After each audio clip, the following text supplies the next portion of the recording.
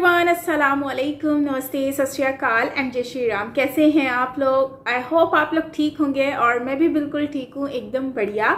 आज हम लोग रिएक्शन देने वाले हैं 2 child policy in Uttar Pradesh.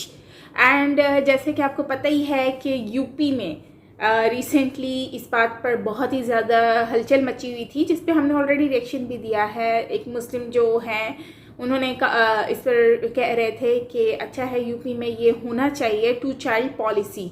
सो आज हम लोग ये वीडियो देखेंगे और ये बेसिकली योगी आदित्यनाथ जी की देन है। और देखते हैं वीडियो, वर्ल्ड अफेयर की वीडियो है। ओरिजिनल वीडियो देखना चाहें तो वो भी आप देख सकते हैं, लिंक आपको कमेंट में मिल जाए, डिस्क्रिप्शन में मिल जाएगा। एंड चलते हैं वीडियो की तरफ और फिर और बहुत सारी बातें करेंगे, लेकिन पहले ये वीडियो देख लेते हैं। सो हियर वी गो।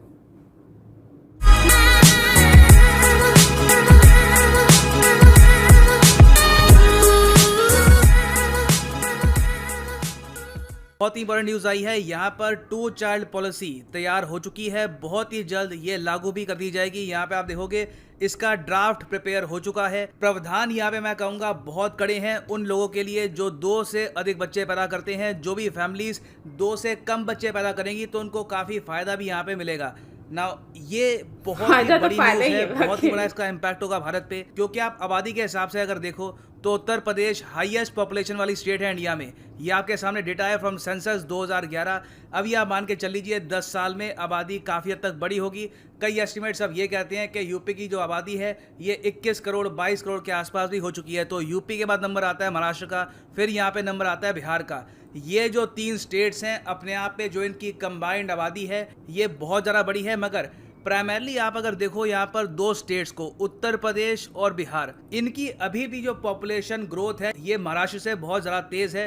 और बताया जा रहा है कि 2036 तक सिर्फ यूपी की पॉपुलेशन करीब 26 करोड़ हो सकती है। ये एक बहुत बड़ा जंप होगा। इससे यूपी में पानी की कमी, जॉबलेसनेस, जमीन की ओवरऑल कमी ये काफ़ी हद तक बढ़ेगी। और भारत की भी जो प्रोजेक्शन है कि 2050 तक चाइना की आबादी कम होके हो जाएगी 130 करोड़ के आसपास। भारत की आबादी बढ़कर 166 करोड़ हो सकती है। इसके पीछे रीजन ही है उत्तर प्रदेश और बिहार ना। यहाँ पे पॉपुलेशन ग्रोथ की मैंने जो बात बोली है ये आप और अच्छे से समझ पाओगे फर्टिलिटी रेट को स्टडी करके। यहाँ पे आप देखोगे नीति आयोग की वेबसाइट है और यहाँ पर लिखा है स्टेट का नाम और मोस्ट रिसेंट वहाँ का फर्टिलिटी रेट क्या है। फर्टिलिटी रेट मतलब कि ऑन एन एवरेज वहाँ पे एक वुमेन कितने बच्चों को जन्म देती है।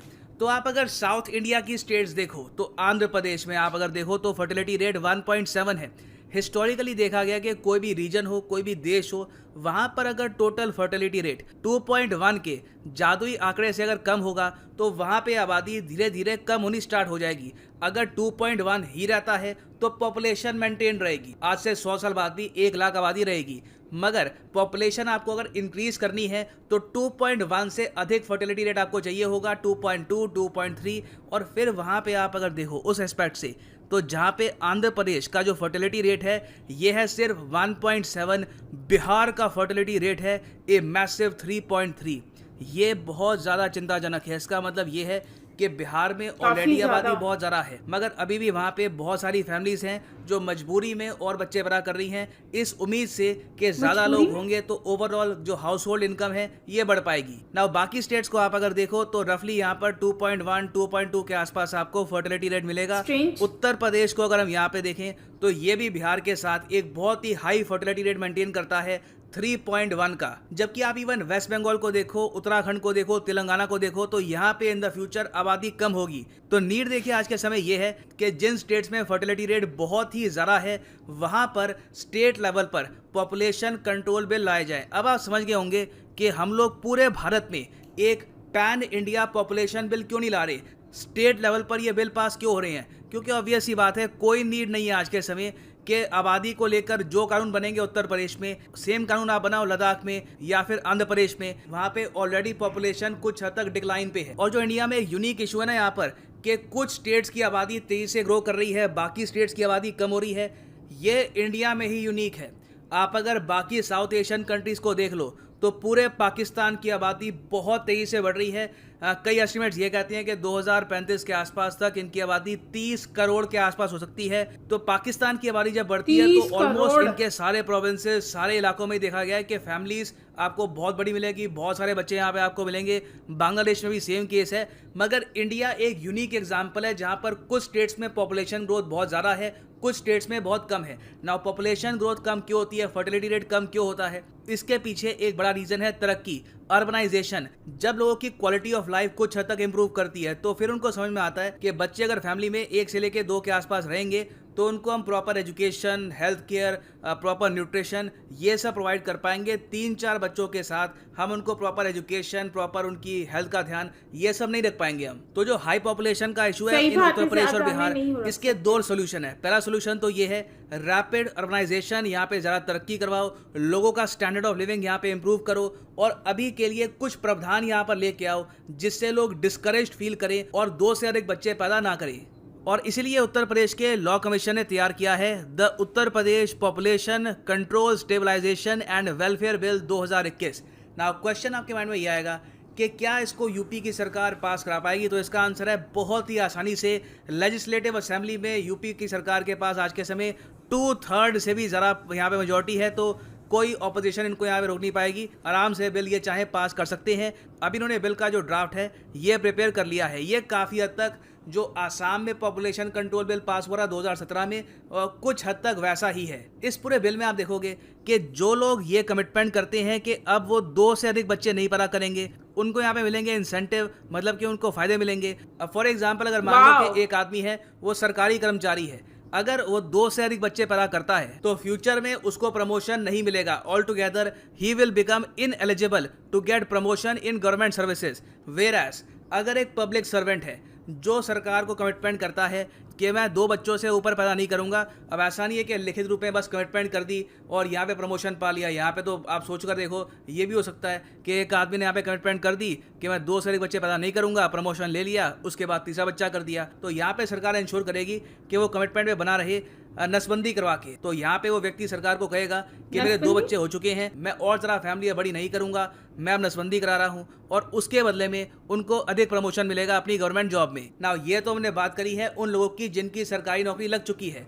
अगर हम बात करें एस्पिरेंट्स की, तो कल को अगर मान लो कोई सरकारी नौकरी का एस्पिरेंट है जिसके 2 से अधिक बच्चे हैं, तो उसकी सरकारी नौकरी नहीं लगेगी ये बिल पास होने के बाद। हाँ, ये बात समझ लो कि अगर किसी की गवर्नमेंट जॉब ऑलरेडी है, उसके 2 से अधिक बच्चे पैदा होते हैं, तो वहां पे नौकरी नहीं जाएगी। यहाँ पे साफ साफ लिखा हुआ है after the commencement of this act. तो ये अपने आप में बहुत स्ट्रॉन्ग क्लॉज है। उसके आगे यहाँ पर ये भी कहते हैं कि जो बिलो पॉवर्टी लाइन फैमिलीज है इन उत्तर प्रदेश, अगर वहाँ पे हस्बैंड वाइफ सरकार को ये कहते हैं कि हमारा 1 बच्चा हो चुका है, अब हम नसबंदी कराएंगे, तो सरकार उनको देगी इनाम। इनाम भी डिपेंड करता है जेंडर पे और द चाइल्ड। अगर मान लो कि उनकी एक लड़की हुई है और उसके बाद वो कहती हैं कि बस अब और बच्चे वो पैदा नहीं करेंगे, तो सरकार की तरफ से इनको 1 टाइम एक पेमेंट मिलेगी 1,50,000 की। और अगर बच्चा वो मेल है तो उस केस में इनको यहाँ पर मिलेंगे 80,000 रुपये। मेरे हिसाब से ये जो अमाउंट है बहुत कम है। अगर इस स्कीम को लुक्रेटिव बनाना है तो कम से कम मेरे हिसाब से 3-4 लाख की अगर बात होती तो कई लोग यहाँ पे सरकार के तो पास फिर जा सही सकते समझ थे। आता। जो अमाउंट यहाँ पे प्रपोज किया है इस ड्राफ्ट बिल में, ये काफी कम है, इसको बढ़ाना चाहिए। उसके अलावा ड्राफ्ट बिल में ये भी लिखा है कि सरकार की जो वेरियस सब्सिडीज होती हैं वो उस फैमिली को नहीं मिलेगी जहाँ पर 2 से अधिक बच्चे पैदा किए जाते हैं। तो ये भी एक बहुत ही इंपॉर्टेंट क्लॉज है। कई लोग एक्चुअली सोचेंगे इन द फ्यूचर कि गवर्नमेंट सब्सिडीज बिल्कुल नहीं मिलेगी अगर तीसरा बच्चा हो गया, तो डेफिनेटली इससे कई लोग परहेज करेंगे तीसरा बच्चा पैदा करने से। उस सब के अलावा ऑफ कोर्स जो सरकार बहुत ही लंबे समय से करती आई है कि फैमिली प्लानिंग के मेथड को और ये प्रमोट करेंगे, उसकी अवेयरनेस फैलाएंगे, जो कॉन्ट्रासेप्टिव पिल्स हैं उसकी अवेलेबिलिटी और ज़्यादा आसान करेंगे, ये सब यहाँ पे प्रावधान लिखे हैं। मगर यहाँ पे मैं आपसे पूछना चाहूँगा कि आपके हिसाब से और कड़े प्रावधान यहाँ पर क्या हो सकते हैं जिससे अभी के लिए तो यूपी की पॉपुलेशन ग्रोथ में कुछ एक रुकावट आए, इमीडिएट यहाँ पे रुकावट आए, बाद में तो ऑफ कोर्स लॉन्ग टर्म में आपको अगर किसी स्टेट की आबादी कंट्रोल में करनी है तो उसके लिए तरक्की बहुत इंपॉर्टेंट है। लोगों को रियलाइज़ करवाना बहुत ही इंपॉर्टेंट है कि उनके सामने एक उज्जवल भविष्य हो सकता है अगर वो अपनी फैमिली काफ़ी छोटी रखते हैं। और फाइनली यहाँ पे मैं आपको ये बता दूं कि 1 घंटे में मतलब कि 11 बजे आज अनअकैडमी का मेगा स्कॉलरशिप टेस्ट ये हो जाएगा लाइव। इसका मतलब ऐसा नहीं है कि 11 बजे ही आपको इसको अटैम्प्ट करना है। आप चाहें बिल्कुल 11 बजे अटैम्प्ट कर लीजिएगा, मगर बाद में भी आप ये टेस्ट अटैम्प्ट कर सकते हैं। यहाँ पे आपकी अगर अच्छी रैंक आती है, बाय द वे लाइव में अगर आपकी अच्छी रैंक आती है यहाँ पर, तो आप यहाँ पर जीत पाओगे मिनी एप्पल आईपैड। उसके अलावा अनअकैडमी का आपको कोर्स भी मिलेगा, आपको स्कॉलरशिप मिलेगी आपको, और बहुत से ऐसे प्राइजेस आपको मिल सकते हैं। अमेजॉन वाउचर भी मिल सकते हैं वर्थ 500 रुपीज़। सिंपली आपको क्या करना है कि कमेंट सेक्शन में जाओ, वहाँ पर पिन कमेंट में आपको लिंक मिल जाएगा इसका कॉम्बैट का, इस पर क्लिक कर लो। अगर आप मोबाइल फ़ोन पे हैं तो पहले गूगल प्ले स्टोर पर जाकर अनअकैडमी की ऐप डाउनलोड कर लो, रजिस्टर कर लो खुद को वहाँ पर, और फिर यहाँ पे क्लिक करना एनरोल नाउ पर। और अगर आपसे यहाँ पे कोई कोड मांगे तो कोड डाल देना PG10, और अपने आप यहाँ पे आप हो जाओगे एनरोल। 61 मिनट्स का आपका टेस्ट होगा, 60 क्वेश्चंस आपसे पूछे जाएंगे फ्रॉम हिस्ट्री, ज्योग्राफी, इकोनॉमी। ये पूरा test absolutely free of cost है, पैन इंडिया टेस्ट है। लाखों students from all over India यहाँ पे पार्टिसिपेट करेंगे। So attempt this test today, और होपफुली आप यहाँ पर कुछ ना कुछ प्राइज भी जीतेंगे। सो इसी नोट के साथ ये है वीडियो का अंत। Thank you for listening and as always God bless you all. God bless you all. Alright, so guys, ये वीडियो है जिसमें इन्होंने डिस्कस किया है about 2 childs and 2 child policy. तो बहुत ज़बरदस्त है, और मतलब मुझे तो आइडिया ये था कि पूरे भारत में ही पॉपुलेशन बहुत ज़्यादा है, लेकिन स्टेट वाइज मुझे बिल्कुल भी आइडिया नहीं था कि यूपी में, बिहार में बहुत ज़्यादा जो है वो बच्चे और जो हैं वो हो रहे हैं, और इंक्रीज़ हो रही है पॉपुलेशन, और आने वाले वक्त में भी काफ़ी इम्पैक्ट पड़ेगा। ज़ाहिर सी बात है, ऑलरेडी इतनी नंबर 2 पर आता है भारत पॉपुलेशन के accordingly, and now it's going to be on number 1। But हाँ, माना कि हर चीज़ में भारत आगे होना चाहिए, लेकिन पॉपुलेशन के अकॉर्डिंगली मुझे लगता है कि नहीं होना चाहिए, क्योंकि पॉपुलेशन जितनी कम होगी उतना ही अच्छा होगा। और जैसे कि ये हमारी बहुत ही गंदी पॉलिसी रही है, मतलब हमारे लोगों की थिंकिंग रही है कि जितने बच्चे होंगे उतना अच्छा होगा, जितने बच्चे होंगे उतना हमारी इनकम आएगी, जितने बच्चे होंगे उतना ही हमारी जो है वो जो बुढ़ापा है उसमें कमाएंगे और हमें खिलाएंगे। भाई, ये चीज़ नहीं सोचनी है।